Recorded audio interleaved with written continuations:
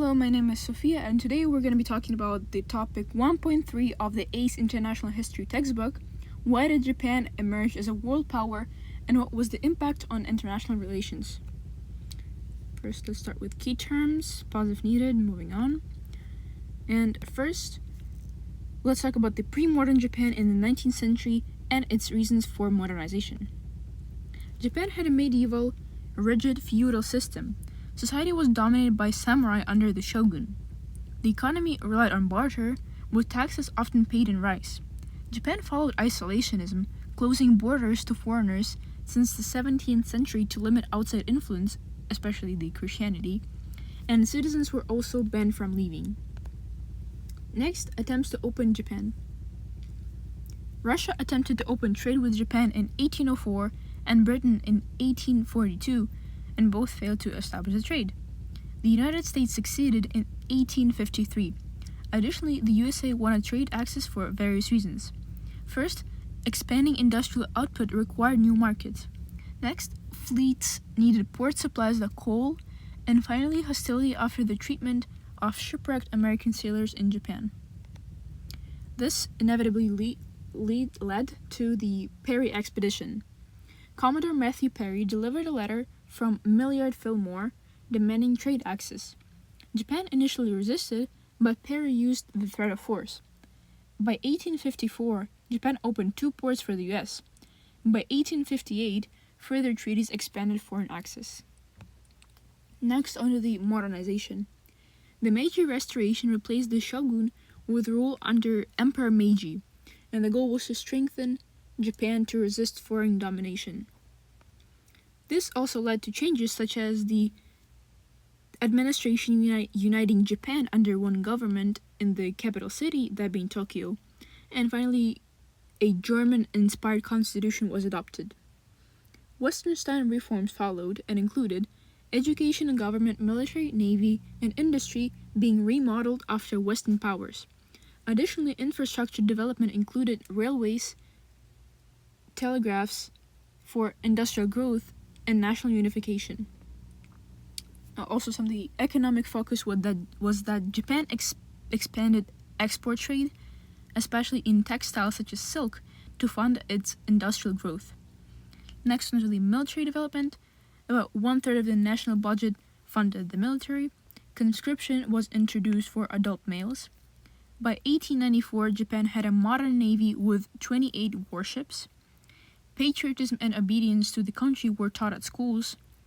And Shinto religion, which was Japan's indigenous, nature-reviving spirituality, focused on practicing rituals to honor various spirits, was revived to strengthen national identity and culture. Next, the First Sino-Japanese War. First, motivations. Japan lacked natural resources like coal and steel, as it was an island, it still is an island, and expansion became necessary for survival and growth. Additionally, it was driven by competition for supremacy over the Korean peninsula, with Japan seeking to establish itself as a major imperial power, while China sought to maintain its traditional tributary influence.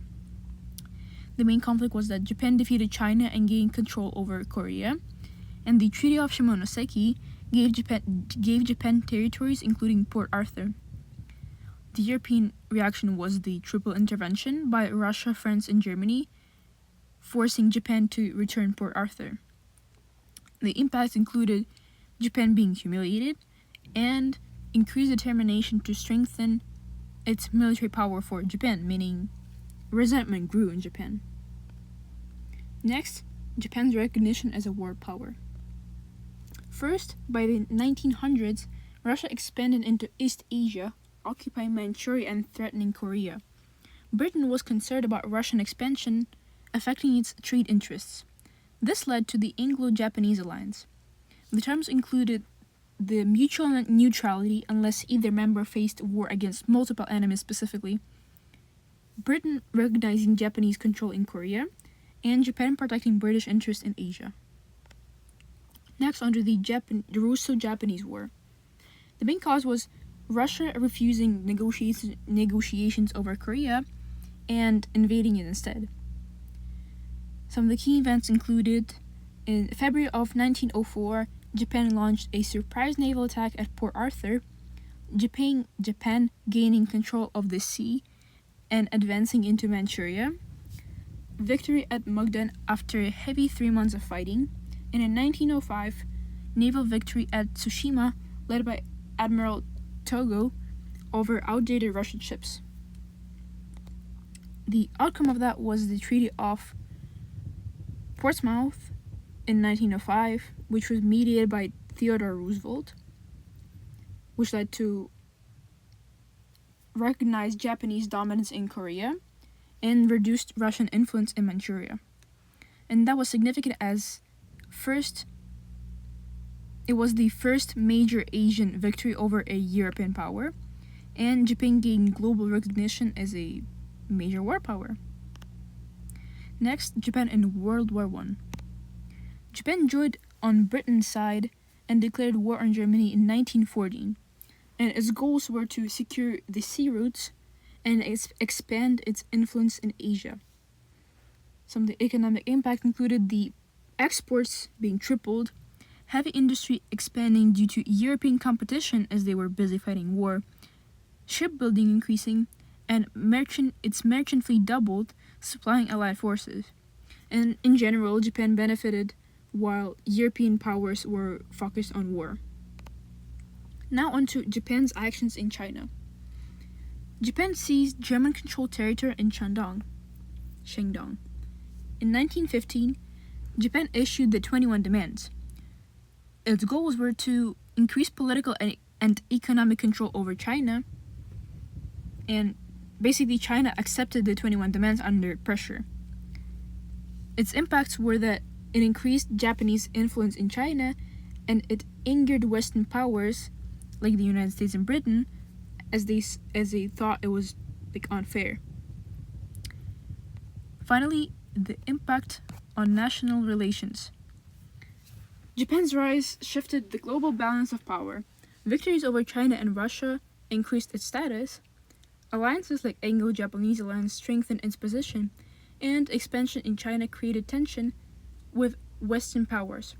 Economic growth during World War I increased the competition. Japan